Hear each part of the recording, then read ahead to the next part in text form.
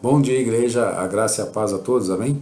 Sejam todos muito bem-vindos à nossa escola dominical neste domingo. Hoje nós vamos estudar a lição de número 7. Ela tem como título hoje A Fé Sem Parcialidade. Sem dúvida nenhuma, nós poderíamos trocar o título da nossa lição para uma melhor compreensão do conteúdo da nossa lição. Poderíamos chamar o cristianismo vencendo a barreira da acepção, né? O objetivo do nosso estudo de hoje é nós entendermos a questão das diversas formas de fazer a acepção das pessoas e como homens que nós somos, né, nós somos falhos e sujeitos a esse tipo de erro. O nosso estudo hoje ele vai estar baseado lá no texto de Tiago, capítulo 2, do versículo 1 até o versículo 13. Nesse texto nós vamos entender que fazer acepção de pessoas significa tratar pessoas de maneira diferente, com critérios diferentes, né? Fazer acepção de pessoas dentro ou fora da igreja é considerado pecado, né? Não podemos adotar critérios preconceituosos, né, para fazer acepção de pessoas, fazer acepção de alguém, né? Por nós não concordarmos, né, com a forma dela pensar, ou por causa da sua raça, ou por causa da sua cor de pele, ou pela sua formação acadêmica, ou sua condição social, né? Tiago, ele trata desse assunto de uma forma muito séria diante da igreja, mostrando que Cristo, ele morreu por todas as pessoas indistintamente. E se o próprio Cristo não fez acepção de pessoas, nós, como servos de Cristo, né, nós, como seus seguidores, muito menos devemos fazer acepção das pessoas. Devemos observar, né, que, muito além dos padrões que a sociedade considera como normal, né, tendo às vezes até que vencer os padrões que nós mesmos estabelecemos dentro dos nossos próprios preconceitos, né? A igreja, naquele período, né, e também nos dias de hoje, ela é formada por diferentes classes sociais, na sua grande maioria por pessoas simples, né? Naquele período era composta lá de camponeses, de pessoas assalariadas, de pescadores, de soldados, de viúvas, de mulheres, de escravos, de velhos, né? Pessoas que tinham poucas condições sociais ou poucas condições financeiras.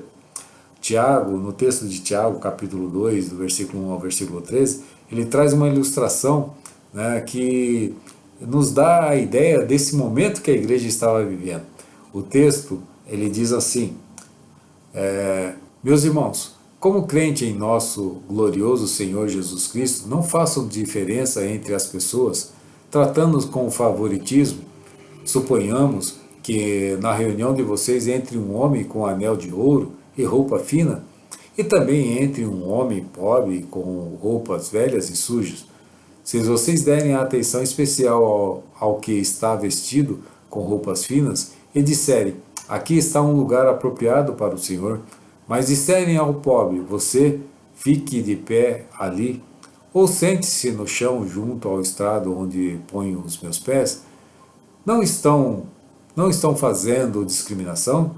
Fazendo um julgamento com critérios errados? Ouçam, meus amados irmãos, não escolheu Deus os que são pobres aos olhos do mundo para serem ricos em fé e herdarem o reino que ele prometeu aos que o amam? Mas vocês têm desprezado o pobre, e não são os ricos que oprimem vocês? Não são eles os que os arrastam para os tribunais? Não são eles que difamam o bom nome que sobre vocês foi invocado? Se vocês de fato obedecem à lei encontrada nas Escrituras, que diz, ame o seu próximo como a si mesmo, estão agindo corretamente. Mas se tratarem os outros como favoritos, estão cometendo pecado e serão condenados pela lei como transgressor, pois quem obedece a toda a lei, mas tropeça em apenas um ponto, torna-se culpado, quebrando-a inteiramente. Pois aquele que diz, não adulterarás, também diz, não matarás. Se você não adulterar, mas comete assassinato, torna-se transgressor da lei. Falem e ajam como quem vai ser julgado pela lei da liberdade. porque será exercido juízo sem misericórdia sobre quem não foi misericordioso. A misericórdia triunfa sobre o juízo. Como servo de Cristo, fica muito claro que devemos seguir a forma que ele nos ensinou, pois o Evangelho deve produzir na vida do homem uma transformação que nos identifique cada vez mais com a característica de Cristo. Em Romanos, capítulo 6, versículo 22, ele diz assim: Mas agora que vocês foram libertos do pecado e se tornaram escravos de Deus, o fruto que colhem levam à santidade e o fim à vida eterna. Tiago ele condena a questão da acepção de pessoas que existia dentro do corpo de Cristo, dentro da igreja. Os ensinamentos do mestre, né, precisavam vencer barreiras de preconceito que existiam no coração do homem e produzir frutos, né, frutos de um verdadeiro servo de Deus. Essa é a essência do Evangelho, transformar o caráter do homem, né, para que esse homem ele possa se assemelhar cada vez mais com Cristo. De nada serve nós falarmos que somos cristãos e não deixarmos essa luz de Cristo transparecer em nossas vidas. Nós vamos falar 3 razões básicas, né, dentro do texto de Tiago, porque nós não devemos fazer acepção de pessoas, não pela questão de a sua aparência, nem pela a questão dos status sociais, e muito menos por causa da sua raça, né? Deus jamais fez ou faria a acepção de pessoas por condições sociais ou pela raça, né? Nós podemos ver exemplos dentro da Bíblia, tanto no Novo como no Velho Testamento, Deus agindo no meio do povo, né? Um exemplo clássico é lá quando ele vai falar com o profeta Zacarias, né, cobrando das autoridades uma atenção às viúvas, aos órfãos, aos estrangeiros, às pessoas necessitadas, né? O texto ele diz assim, Zacarias capítulo 7, do versículo 8 ao versículo 10, ele diz assim: E a palavra do Senhor veio novamente a Zacarias, assim diz o Senhor dos Exércitos, administrem a verdade e justiça, mostrem misericórdia e compaixão uns para com os outros, não oprimam as viúvas e os órfãos, nem o estrangeiro e o necessitado, nem tramem maldade uns contra os outros. E também nós podemos ver essa preocupação de Deus com os pobres, os necessitados, também no Novo Testamento, né? No Novo Testamento, no início da igreja primitiva, existia uma preocupação muito grande com as pessoas carentes, né? Os apóstolos, eles nomearam alguns homens tementes a Deus para que esses homens, cheios do Espírito Santo, pudessem também demonstrar o amor aos próximos, aquelas pessoas necessitadas naquele período. Em Atos capítulo 6, versículo 3, ele diz assim: Mas, irmãos, escolhei dentre vós 7 homens de boa reputação, cheios do Espírito e de sabedoria, aos quais encarregaremos desse serviço. Diante do crescimento da igreja, os apóstolos não estavam conseguindo atender todas as necessidades da igreja. Por isso, diante da igreja, eles escolhem 7 homens, homens que eram tementes a Deus, homens que tinham fé, homens que tinham amor ao próximo, né? Esses homens foram escolhidos para que pudessem estar auxiliando aquelas pessoas que passavam por necessidade, aos órfãos, às viúvas, aos necessitados. Para Deus não existe acepção de pessoas.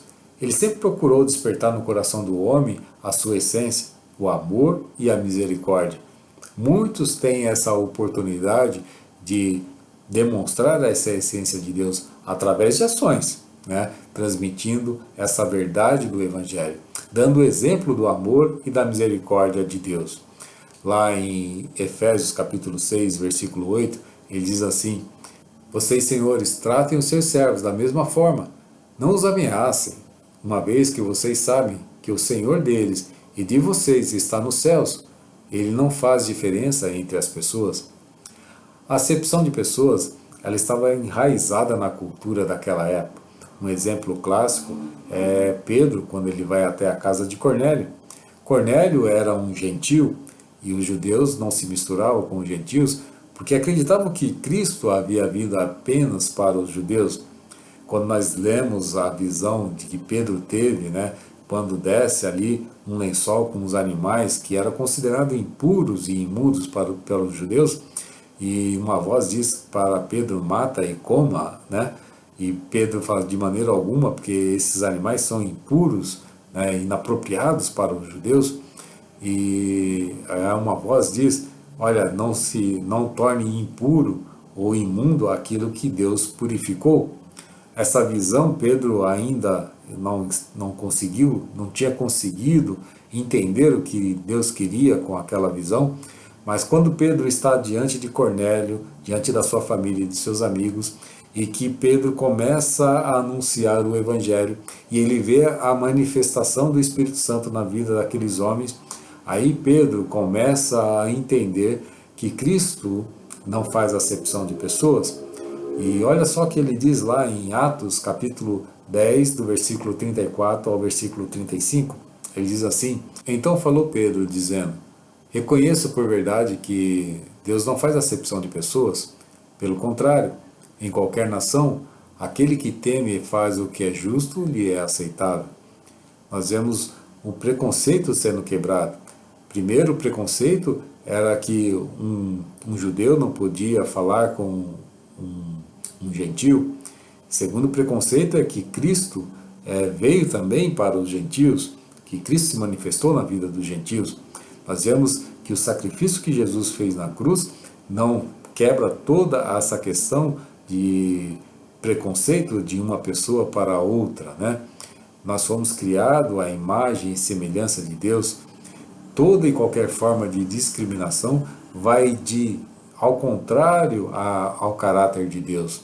A acepção de pessoas, ela não pode tirar a oportunidade de ninguém se aproximar de Cristo. Não podemos selecionar pessoas conforme o nosso próprio conceito. Quem merece escutar a palavra de Deus, quem merece escutar a mensagem de salvação, e não podemos diferenciar essas pessoas. Não podemos ser uma pedra de tropeço para essas pessoas. A salvação é para todas as pessoas. Em Timóteo, capítulo 1, 1 Timóteo, capítulo 2, do versículo 3 ao versículo 6, ele diz assim: isso é bom e agradável perante Deus, nosso Salvador, que deseja que todos os homens sejam salvos e cheguem ao conhecimento da verdade. Pois há um só Deus, um só mediador entre Deus e os homens, Cristo Jesus, ao qual se entregou a si mesmo como resgate por todos.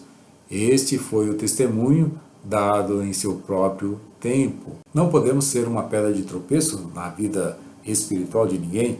Se no coração de Deus já existe o desejo de que todos os homens sejam salvos e que Ele mesmo não fez distinção sobre a vida de qualquer pessoa, como servos do Senhor, nós devemos cumprir a sua vontade também, não fazendo distinção de ninguém. As indagações, né, contidas lá em Tiago, capítulo 2, do versículo 4 ao versículo 7, parece que está carregada de um certo preconceito, né, pelo fato das pessoas serem ricas e perversas e as pessoas serem pobres e humildes, né? Parece que existe uma regra nisso. Parece surgir a ideia que o reino dos céus é reservado apenas para os pobres, né? Vamos dar uma lida lá em Tiago, capítulo 2, do versículo 4 ao versículo 7. Ele diz assim: não estarão fazendo discriminação, fazendo julgamentos com critérios errados? Ouçam, meus amados irmãos, não escolheu Deus os que são pobres aos olhos do mundo para serem ricos em fé e herdarem o reino que Ele prometeu aos que o amam? Mas vocês têm desprezado os pobres. Não são os ricos que oprimem vocês? Não são eles que o arrastam para os tribunais? Não são eles que difamam o bom nome que sobre vocês foi invocado? Esse texto, com toda certeza, ele revela um problema pontual existente naquele período do cristianismo. Não é uma questão de ser rico ou questão de ser pobre. A natureza do homem ela é muito clara. O homem que não teme a Deus, independente dele ser rico ou dele ser pobre, o seu coração ele tem algumas escolhas. E diante das escolhas que ele faz, ele pode ter um coração duro e perverso, independente se ele ser pobre ou se ele ser rico. Tiago, ele não está defendendo posições sociais, né, e sim a dureza do coração do homem. Esse é o grande desafio do cristianismo, vencer esse preconceito, né, das pessoas, independente da sua posição social, ou dos seus conceitos políticos, ou da sua raça. Tiago, ele dá uma atenção às pessoas pobres por entender que elas estão mais vulneráveis, aí na maioria das vezes, né, são desprezadas diante da sociedade, mas também, por um outro lado, elas estão mais receptíveis ao Evangelho. Quando nós vemos Jesus na sinagoga, na sua terra natal, lá em Nazaré, quando lhe foi dado o livro do profeta Isaías para ler, ele diz: a profecia está sendo cumprida, né? Ele estava sendo anunciada a palavra a um povo sofrido e desprezado. Isso está registrado lá em Lucas capítulo 4, versículo 18, que diz assim: o Espírito do Senhor está sobre mim, porque Ele me ungiu para pregar as boas novas aos pobres, e Ele me enviou para proclamar a liberdade aos presos, e recuperar a vista aos cegos, para libertar os oprimidos. Que fique claro que a pobreza não é o caminho para a salvação. Não é o fato de você ser pobre que a salvação está garantida. E sim, as escolhas que você faz, como você vai viver aqui na terra, é que vai garantir a sua eternidade. O texto ele se refere aos menos favorecidos por uma questão de não ter muitas oportunidades diante de uma sociedade. Mas tanto os ricos como os pobres, todos têm a oportunidade de fazer as suas escolhas. Dentro da igreja, não pode existir um partidarismo. A igreja não pode estar sujeita a um determinado grupo de pessoas, quer seja por questões políticas, ou questões econômicas, ou raça.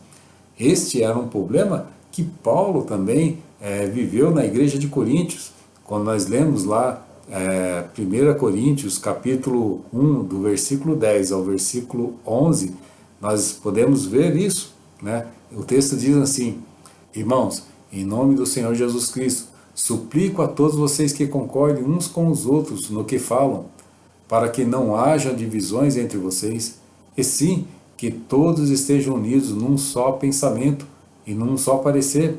Meus irmãos, fui informado por alguns da casa de Chloe de que há divisões entre vocês. Isso significa que a igreja é para todas as pessoas da nossa sociedade, independente da sua posição social, cor, raça ou aparência. O amor, ele deve ser um dos princípios fundamentais dentro da igreja.